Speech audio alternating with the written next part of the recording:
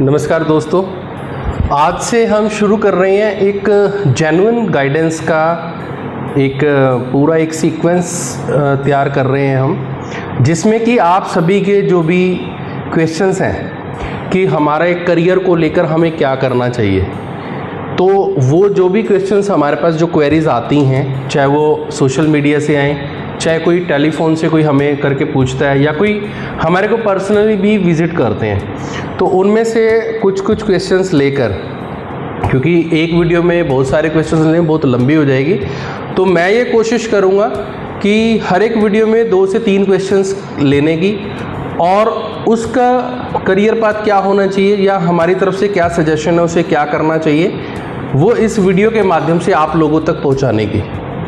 और दोस्तों, ये जो क्वेश्चन है, हो सकता है आपके साथ भी ऐसा ही कुछ सिनेरियो हो, आपकी भी क्वेरी सेम हो सकती है, तो इस वीडियो को एंड तक ज़रूर देखना और उन सभी साथियों के साथ शेयर ज़रूर करना जो भी साथी मेरे अब्रोड सेटलमेंट चाहते हैं, अपना करियर बनाना चाहते हैं अब्रोड जाकर, चाहे वो किसी भी वीज़ा पर जाना चाहते हैं। तो बढ़ते हैं आगे दोस्तों, स्टेप बाय स्टेप हम आज 3 क्वेश्चंस लेंगे हम।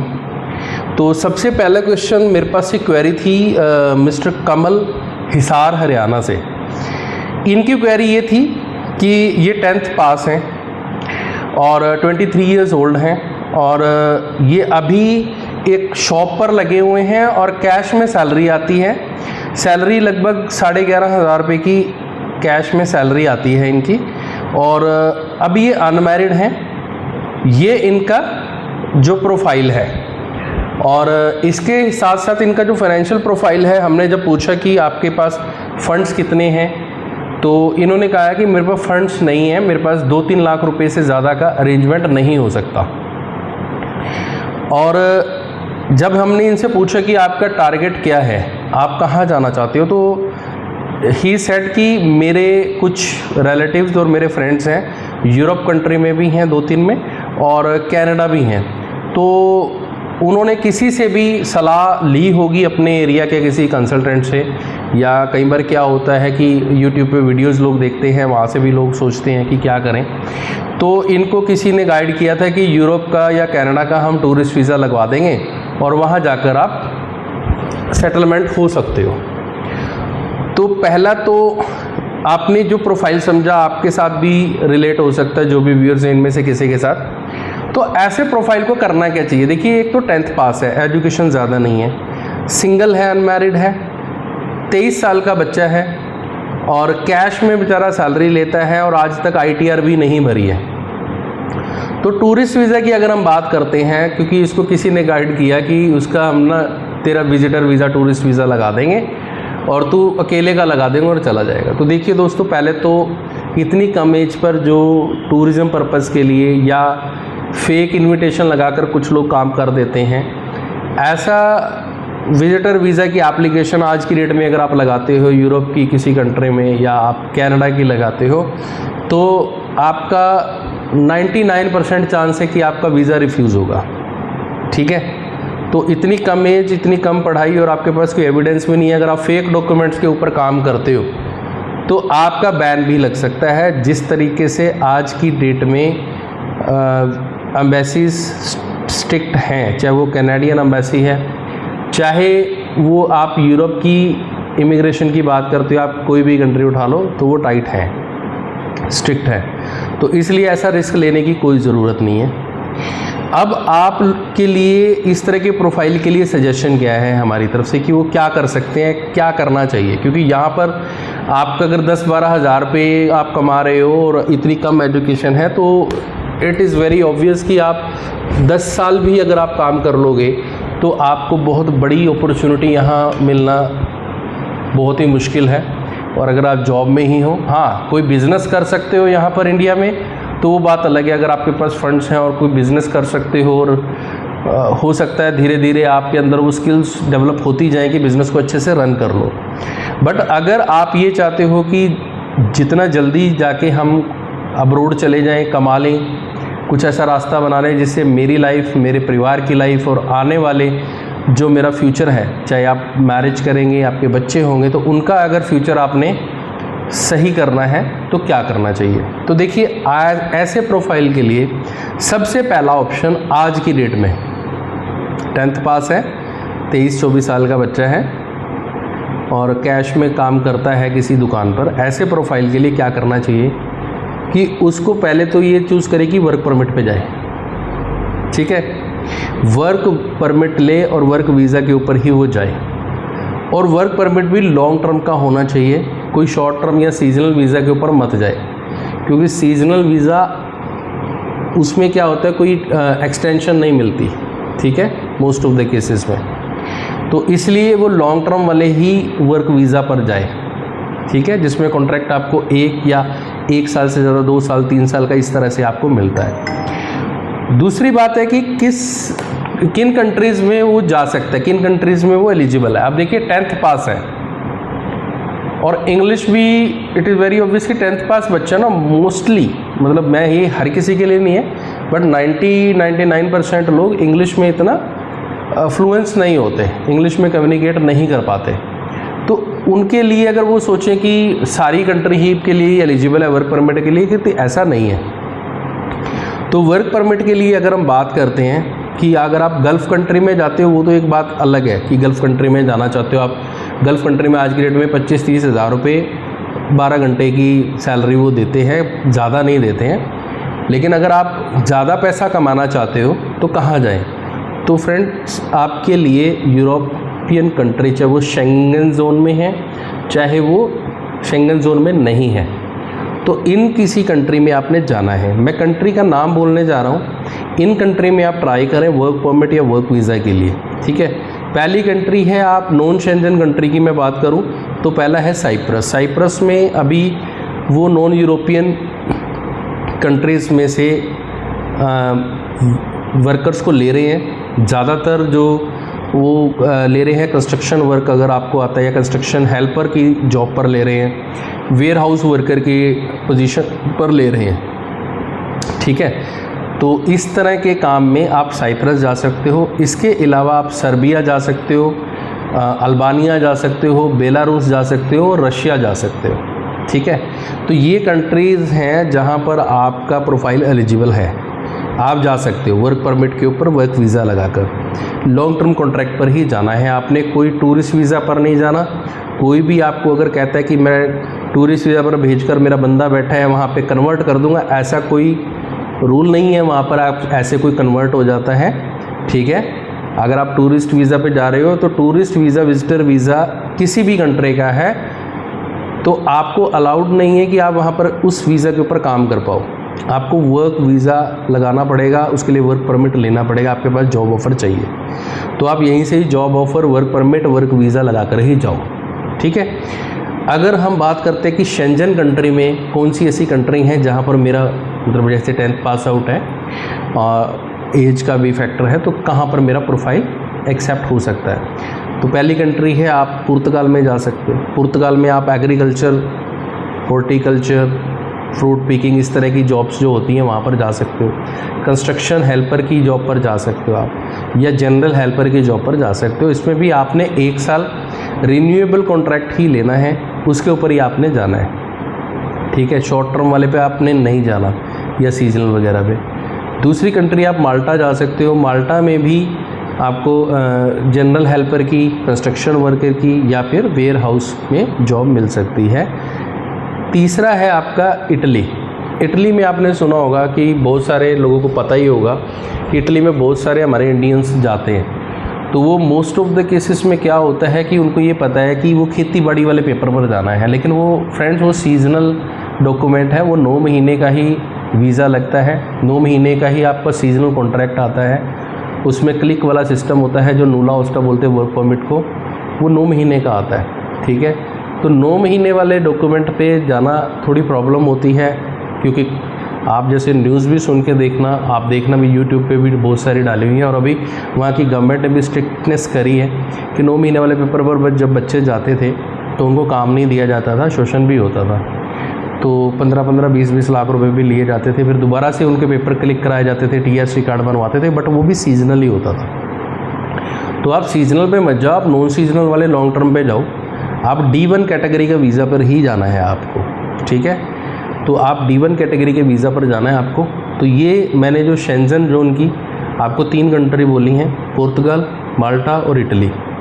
इसके अलावा फ्रेंड्स अगर कोई आपको कह रहा है कि आपको जर्मनी भेज देंगे हम, आपको नीदरलैंड्स भेज देंगे हम, आपको डेनमार्क भेज देंगे, लग्जमबर्ग भेज देंगे, इस तरह के, या फ्रांस में भेज देंगे, तो ऐसे लुभावने ऑफर्स के ऊपर नहीं जाना है, ठीक है। ये ध्यान रखना है थोड़ा सा, क्योंकि वहाँ पर आपकी एजुकेशन मीट नहीं करती। आप 10th पास आउट हो तो वहाँ पर आपके लिए प्रॉब्लम आ सकती है। हो सकता है आपका वर्क कॉन्ट्रैक्ट, जॉब कॉन्ट्रैक्ट आ जाए, उसके बाद वर्क परमिट भी वहाँ से आ जाए, लेकिन जब वीज़ा एम्बेसी में जाएगा वहाँ ना आ पाए वीज़ा, या वीज़ा भी आ गया, सपोज़ करो आ भी गया इक्का दुक्का केस, बट आपको इमिग्रेशन के टाइम में भी दिक्कत पड़ सकती है। तो आप उन कंट्री के ऊपर, मेरा ये सजेशन है, ना जाओ। आपको जो ये कंट्री बोलनी है इनमें आप देख सकते हो, इसमें आपका हो सकता है और आप वर्क परमिट के ऊपर वर्क वीज़ा लगाकर जा सकते हो। दूसरा ऑप्शन क्या है आपके पास? दूसरा ऑप्शन आप स्टडी वीज़ा पर जा सकते हो। किन कंट्री में जा सकते हो? देखिए, आप सिंगापुर जा सकते हो, आप मॉरिशस जा सकते हो, आप मलेशिया जा सकते हो। ये जो 3 कंट्री हैं इसमें एक्सपेंसेस भी कम आता है और इसमें आफ्टर 10th आपके ऑप्शंस मिलते हैं। कुछ हॉस्पिटैलिटी मैनेजमेंट के डिप्लोमास होते हैं, सप्लाई चेन और लॉजिस्टिक्स के डिप्लोमास होते हैं, या आपके पास कुछ स्पोर्ट्स मैनेजमेंट के डिप्लोमास होते हैं। उसके अंदर क्या होता है, यहाँ पर जैसे सिंगापुर की अगर हम बात करें तो 6 मंथ्स की पढ़ाई का डिप्लोमा होता है, 6 मंथ्स का इंटर्नशिप होती है। तो आप उस वीज़ा पर आप वहाँ जा सकते हो, एक बार अपनी कंट्री से बाहर जा सकते हो। कुछ पैसा कमाने के बाद आप फर्दर आगे किसी बड़ी कंट्री में जा सकते हो, ठीक है। लेकिन आपको एक रास्ता मिल जाएगा, ठीक है। तो रास्ता ये भी आप चूज़ कर सकते हो। अगर आपको थोड़ा सा ये भी है कि आप अपनी कुछ स्किल्स को भी बढ़ाना चाहते हो, क्योंकि 10th ही स्टडी किया हुआ है, तो आप चाहते हो कि थोड़ी सी मैं स्किल्स को इम्प्रूव कर लूँ और उसके बाद में आगे जाऊँ, तो आपके पास फ्रेंड्स, अगर आपका 10वीं पास हो, 10th पास हो, आपकी 23-24 साल की एज है अभी, और छोटी मोटी आप अभी यहाँ पे जॉब कर रहे हो या फ्रेशर्स भी हो, तो भी आप ये 2 रास्तों के ऊपर ही जाओ। ये टूरिस्ट वीज़ा के ऊपर जाने वाला रिस्क है आपके पास, नहीं आएगा। 99% श्योर है कि नहीं आएगा। हम लोग फाइलिंग का ही काम करते हैं, देखते रहते रिजल्ट्स क्या आ रहे हैं, क्या नहीं आ रहे हैं और कैसा हो रहा है, तो आप वो ना करो। दूसरा क्वेश्चन, दूसरी क्वेरी लेते हैं। ये मेरे पास से कैंडिडेट आई थी, हरजीत कौर थी बठिंडा से, पंजाब से। तो इन्होंने +2 की हुई थी, 2025 पास आउट, कॉमर्स बैकग्राउंड से 68% मार्क्स थे इनके, और इन्होंने बैंड लिए हुए थे 6 ओवरऑल। जो इनका आइलेट्स का बैंड था उसमें 6 ओवरऑल थे। और इन्होंने क्या किया था, वहाँ कोई पंजाब में कोई कंसल्टेंट था, तो उसको ऑस्ट्रेलिया के लिए फ़ाइल अपनी दी थी 2025 में, जब इनका रिज़ल्ट आया था उसके बाद, आईएलटीएस वगैरह करने के बाद। इनका ये कहना था कि मेरा जीएस इंटरव्यू तक भी काम नहीं पहुंचा और 8-10 महीने मेरे ख़राब हो गए। तो अब इनको क्या करना चाहिए? इन द मीन टाइम वो कंसल्टेंट ने इनको 2-3 यूनिवर्सिटी कॉलेजेस के इनको ऑफ़र लेटर भी दे दिए, बट आगे फर्दर प्रोसेस नहीं हो पाई। उन्होंने कहा कि अभी वहाँ पे स्टिकनेस चल रही है, या कॉलेज जीएस इसका क्लियर नहीं हो पा रहा है, दूसरा कॉलेज यूनिवर्सिटी लेते हैं, इस तरह से चलता रहा। और इनके पास जो फंड्स थे 25 लाख रुपए के आसपास के इनके पास अपने फंड्स थे एफडी और सेविंग्स में। और इनका कंसल्टेंट ने एक प्राइवेट एनबीएफसी कंपनी से कंडीशनल ऑफर लेटर के ऊपर, एक यूनिवर्सिटी का था, उसके ऊपर इनका 40 लाख के आसपास का लोन भी करा दिया था कि हम तुम्हारा कराएंगे। But ultimately she faced rejection in terms of कि अभी तक जीएस ही नहीं हुआ था। तो इन्होंने फिर अपनी फ़ाइल उठाई और इसमें इस बच्चे का 3 से 4 लाख का नुकसान भी हो गया, क्योंकि इनका लोन करवाया, कुछ और डॉक्यूमेंटेशन करवाए, तो उसके नाम पे कंसल्टेंट ने इतने पैसा भी ले लिया था। तो इनको अब क्या करना चाहिए? इनका क्वेश्चन था कि मेरे को क्या करना चाहिए कि मैं ऑस्ट्रेलिया में अप्लाई करूं, मेरा हो सकता है क्या नहीं, और अगर नहीं हो सकता तो मुझे क्या करना चाहिए। तो देखिए फ्रेंड्स, अगर आपके भी कुछ ऐसा प्रोफाइल है तो इस केस को ध्यान से समझ लिया आपने। अब इसका सल्यूशन देखो, गाइडेंस देखो कि क्या है। देखो आज की डेट में 2026 में जून में जुलाई में हम खड़े हैं, तो आज की डेट में अगर हम सिनेरियो देखते हैं ऑस्ट्रेलिया का, तो ऑस्ट्रेलिया के लिए ये प्रोफाइल बेस्ट फिट नहीं है। बेस्ट फिट क्यों नहीं है कि मोस्टली पंजाब और हरियाणा से जो ऑस्ट्रेलिया की यूनिवर्सिटीज़ हैं वो इनको पिक ही नहीं कर रही है, पहली बात तो मोस्ट ऑफ द यूनिवर्सिटीज़।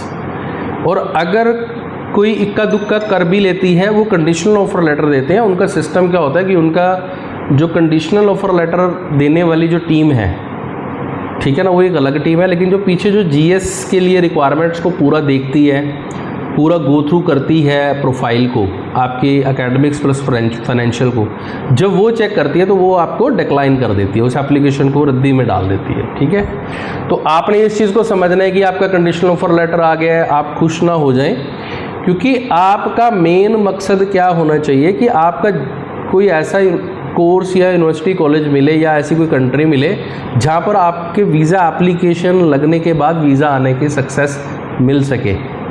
कुछ चांसेस तो होने चाहिए ना अच्छे, तो उसी में करो। तो ऑस्ट्रेलिया, मैं ऐसे प्रोफाइल को बिल्कुल ये कहूँगा कि आपकी जितनी ये परसेंटेज है, ठीक है, और कॉमर्स बैकग्राउंड है, आप हरियाणा या पंजाब से हो और 60 से 70% के बीच में नंबर और 6 ओवरऑल बैंड्स हैं, तो ऐसा प्रोफाइल मत लगाओ। कौन लगा सकते हैं? हाँ, इससे ज़्यादा हो, मतलब जैसे 70+ का है आपके पास कॉमर्स बैकग्राउंड में, और दूसरी बात लेटेस्ट पास आउट हो 2026, क्योंकि ये 2025 पास आउट हो गए, पहले तो 1 साल का गैप हो गया। तो वो गैप होने की वजह से +2 के बाद जब आप बैचलर्स के लिए अप्लाई कर रहे हो तो वो आपको कंसीडर ही नहीं करेगी। जो यूनिवर्सिटी कॉलेज कंसीडर करना भी चाहता है उसके लिए भी प्रॉब्लम है कि आपका प्रोफाइल जीएस तक नहीं पहुँचेगा, या जीएस पहुँच भी गया, क्लियर करवा भी दिया किसी ने आपका, तो आगे इमिग्रेशन में आपका वीज़ा रिफ्यूज़ल होने के चांसेस बहुत ज़्यादा हैं। तो इसलिए आप पंगा मत लो, ठीक है, क्योंकि आप देख भी रहे होंगे कि बहुत अच्छे अच्छे प्रोफाइल्स जो होते हैं, चाहे उसका फाइनेंशियल बैकग्राउंड भी बहुत अच्छा था जी, 1-1.5 करोड़ रुपए के फ़ंड थे, वेल्थ भी बहुत अच्छी थी, बट वो भी प्रोफाइल रिफ्यूज़ हो रहे हैं क्योंकि बहुत सारी तरह की कंपैटिबिलिटी वो स्टडी होती है, तो वो पूरी नहीं हो पाने के कारण ही ऑस्ट्रेलिया वीज़ा नहीं दे रहा है। तो अब ये क्या करें? देखिए, अल्टीमेट गोल इनका ये है कि मेरे को ऑस्ट्रेलिया जाना है, बट वो कैसे पहुँच सकते हैं? अब गैप भी हो गया, स्कोर भी कम है और ऑस्ट्रेलिया ले भी नहीं रहा पंजाब हरियाणा वालों को, तो आपके लिए बेस्ट ऑप्शन है आप न्यूजीलैंड स्टडी के लिए जाएं। देखिए, आपको प्रोफाइल जो आपका 2025 पास आउट है, 1 साल का जो गैप आ गया है वो भी एक्सेप्ट करेगा न्यूजीलैंड, कोई इशू नहीं है उसको।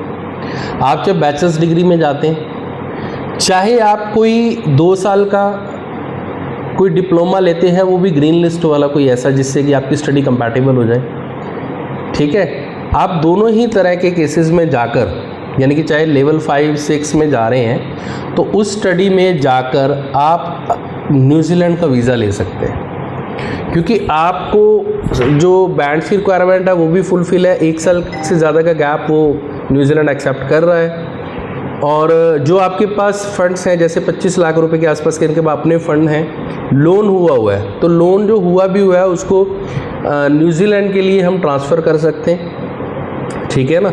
और उस अगर एनबीएफसी से भी हुआ है तो हम सारी फ़ीस उससे पे आउट करके बाकी अपने लिविंग एक्सपेंसेस भी दिखा सकते हैं। नहीं तो आप दोबारा से किसी नेशनलाइज्ड बैंक में भी अप्लाई कर सकते हैं लोन के लिए, अगर आपकी जो स्पॉन्सर्स हैं उनकी आईटीआर वगैरह सब कुछ अच्छा है तो आपके लिए जो बेस्ट ऑप्शन है अल्टीमेटली ऑस्ट्रेलिया मूव होने का, पहले आप न्यूजीलैंड जाओ, न्यूजीलैंड स्टडी वीज़ा पे जाओ, चाहे आप किसी डिप्लोमा पर सेट होती है तो, ठीक है ना। उसके बाद आप जब वहाँ पर पीआर की एलिजिबिलिटी आप क्लियर कर लोगे, चाहे आप बैचलर्स के बाद कुछ फर्दर आप मास्टर्स में लेते हो, या आपकी पढ़ाई कुछ ऐसी होती है ग्रीन लिस्ट वाली, उसमें आपको अपॉर्चुनिटी मिलती है, स्कोर मिलता है, क्योंकि वहाँ पर 2-3 तरह के यानी कि न्यूजीलैंड में कि एक तो आपको ये होता है कि मास्टर्स के बाद आपने 6 पॉइंट्स आपके हो गए, तो 6 पॉइंट्स के बाद आपके पास जॉब है तो आपने पीआर की फाइल लगा दी, या फिर आपके चले गए, या आप वर्क स्पॉन्सर के थ्रू चले गए। तो वो जो भी पाथवे आपके लिए बनता है उस पाथवे पर आकर आप न्यूजीलैंड में पहले पीआर हो जाओ, उसके बाद आप मूव करो ऑस्ट्रेलिया मूव करके आप वहाँ पे जॉब स्पॉन्सर कोई मिलती है आप वो भी ले सकते हो, अदरवाइज़ आप 3-4 साल यहाँ न्यूजीलैंड में लगाओ, उसके बाद आप ऑस्ट्रेलिया मूव करके वहाँ की पीआर भी ले सकते हो इन फ्यूचर, ठीक है। तो ये आपके लिए बहुत जो कि किसे कहते हैं जेन्युइन गाइडेंस है हमारी तरफ से। बाकी अगर आप और भी ऑप्शन लेना चाहते हो कि सपोज़ आप चाहते हो कि मैं तो USA जाना चाहता हूँ, या मैं आप कनाडा जाना चाहता हूँ, वहाँ मेरे को वहाँ पे भी अपॉर्चुनिटीज़ मिल जाएंगी, या आप जर्मनी ट्राई करना चाहते हो, या आप UK ट्राई करना चाहते हो, या आयरलैंड ट्राई करना चाहते हो, आप कर सकते हो। उसमें भी चांस है आपका, ठीक है ना, क्योंकि वो एक्सेप्ट कर लेते हैं कि आप अगर 2025 पास आउट है तो वो कर लेंगे। बट अल्टीमेटली अगर आपने ऑस्ट्रेलिया ही मूव होना है तो आप टाइम भी ख़राब नहीं करना चाहते हो, आप न्यूजीलैंड में फाइल लगाओ, न्यूजीलैंड पढ़ने जाओ, वहाँ पीआर हो, उसके बाद आप ऑस्ट्रेलिया मूव कर सकते हो, राइट। थर्ड जो क्वेरी थी हमारे पास, ये थे मिस्टर कुलदीप सिंह फ्रॉम पानीपत। इसने कहा कि इसका जो प्रोफाइल है 12th पास आउट है 2025, और फंड्स इनके पास थे 14-15 लाख रुपए के अपने फंड्स हैं। इसके पिताजी की ITR है इनके पास, 6-7 लाख रुपए की ITR भरते हैं। जाना चाहता है बच्चा ऑस्ट्रेलिया, तो ऑस्ट्रेलिया का जैसे अभी मैंने लास्ट क्वेरी में बताया कि 2025 पास आउट है, तो बैचलर्स डिग्री के लिए अगर हम डालते हैं तो वो एक्सेप्ट नहीं होगा प्रोफाइल, और हरियाणा या पंजाब के बच्चों के लिए थोड़ी मुश्किल आ ही रही है ना। तो इसके साथ साथ इसका क्या था कि जो इसका परिवार का बैकग्राउंड है, जो इसके दादाजी थे या उनके भी फादर साहब थे, परदादाजी थे, तो वो एग्रीकल्चर बैकग्राउंड से बिलोंग करते थे। इनके पास अपनी फार्म लैंड है, एग्रीकल्चर लैंड है जिसके ऊपर ये खेती करते हैं। और जब मैंने इससे पूछा कि आपको थोड़ा बहुत एग्रीकल्चर में इंटरेस्ट है कि नहीं है, तो इनका इंटरेस्ट भी है, करते भी हैं। जैसे कि नॉर्मली हमारे जितने भी गांव से बिलोंग करते हैं, एग्रीकल्चर उनका होते हैं, एग्रीकल्चर लैंड होता है, तो वो उनके घर में पशु भी बंधे होते हैं, कोई गाय भैंस होती है, प्लस वो खेतों में भी जाते हैं कोई चारा लेने या जैसे भी सीजनल क्रॉप्स लगानी है उसमें भी हेल्प करते हैं। तो जब मैंने इससे पूछा कि आपका क्या इंटरेस्ट है इस लाइन में, कहते जी हाँ मैं काम करता हूँ। तो जो काम करते हैं, तो फिर मैंने कहा देख बेटा तूने ऑस्ट्रेलिया ही जाना है ना अल्टीमेटली, तो तेरे को हम रास्ता दे देंगे। अब इसके लिए क्या रास्ता था कि न्यूजीलैंड जा रहा है, ठीक है, बच्चे को हमने न्यूजीलैंड करना है। उसका हम न्यूजीलैंड के अंदर ग्रीन लिस्ट का एक प्रोग्राम है और डिप्लोमा इन एग्रीकल्चर वाला, ठीक है। एग्रीकल्चर का डिप्लोमा है ओनली 1 साल का। 1 साल के बाद उसमें क्या होता है कि 1 साल का ही पोस्ट स्टडी वर्क वीज़ा है, क्योंकि दोस्तों आपको पता होगा न्यूजीलैंड लेवल 5 से ही अब हर एक तरह की स्टडी के ऊपर, चाहे वो 1 साल का ही डिप्लोमा है, उसके ऊपर भी वो पोस्ट स्टडी वर्क वीज़ा दे रहे हैं, चाहे वो 6 महीने का है। और कुछ कोर्सेज में जैसे कि ये स्पेशलाइज्ड कोर्स है ग्रीन लिस्ट का, वो भी एग्रीकल्चर वाला, तो इसमें 1 साल का आपको पोस्ट स्टडी वर्क वीज़ा मिल रहा है। अब ये पाथवे प्रोग्राम है, PR पाथवे प्रोग्राम है, प्लस अगर आपको क्रेडिट ट्रांसफ़र करना है, अगर फर्दर स्टडी भी करनी है तो वो भी हो जाएगा इसमें, ठीक है ना। तो इस डिप्लोमा का करने का बेनिफिट सबसे बड़ा ये है कि 1 साल ही पढ़ाई करनी है एग्रीकल्चर से रिलेटेड, और उसमें 40% तो आपको प्रैक्टिकल थिंग्स ही पढ़ाई जाएंगी, सिखाई जाएंगी, और उसके बाद 1 साल का आपको पोस्ट स्टडी वर्क वीज़ा मिलेगा। आप जब 2 साल न्यूजीलैंड में रहते हो और 2 साल पढ़ाई के साथ साथ भी आपको जब आपको वर्किंग आवर्स मिल रहे हैं, वर्किंग राइट्स मिल रहे हैं, उसमें भी काम करते हो और पोस्ट स्टडी वर्क वीज़ा में भी काम करते हो। आप 2 साल जब काम करते हो तो आपके पास डॉक्यूमेंट्स बन जाते हैं कि यस हमने ये काम किए हैं, आपके पास प्रूफ्स हैं। उसके बाद आप 3rd ईयर में आप PR की फ़ाइल लगाने के लिए एलिजिबल हो जाते हो। तो आपने PR की फ़ाइल लगाई, आपकी PR होगी। 3रे साल में बच्चा PR हो सकता है, सब कुछ ठीक रहता है तो, ठीक है। अब 3 साल में वो बच्चा PR हो गया। PR होने के बाद जैसे कुछ बच्चों का ये होता है कि नहीं मैंने एग्रीकल्चर या फार्मिंग से रिलेटेड काम नहीं करना, मैं तो कुछ और करना चाहता हूँ, करो, कोई इशू नहीं है। बट जब तक PR नहीं होती आप इसी लाइन में रहो, क्योंकि यही लाइन है आपको जो PR कराएगी, ठीक है। PR होने के बाद आप अगर न्यूजीलैंड में ही रहकर काम करना चाहते हो, आप न्यूजीलैंड में कोई दूसरा काम करना चाहते हो, कोई अपना बिजनेस करना चाहते हो, then it is up to you, आपके ओपन हैंड है, आप कुछ भी करो। अगर आप जैसे अल्टीमेट गोल था कि ऑस्ट्रेलिया जाना है, उस टाइम आपने ऑस्ट्रेलिया जाना, आप PR होने के बाद अगर आप ऑस्ट्रेलिया के एम्प्लॉयर से आपकी पीछे के प्रोफाइल के हिसाब से अगर आप जॉब वहाँ पर सेलेक्ट हो जाते हो, आपको जॉब ऑफर मिल जाता है, देन आप मूव कर सकते हो आप ऑस्ट्रेलिया में।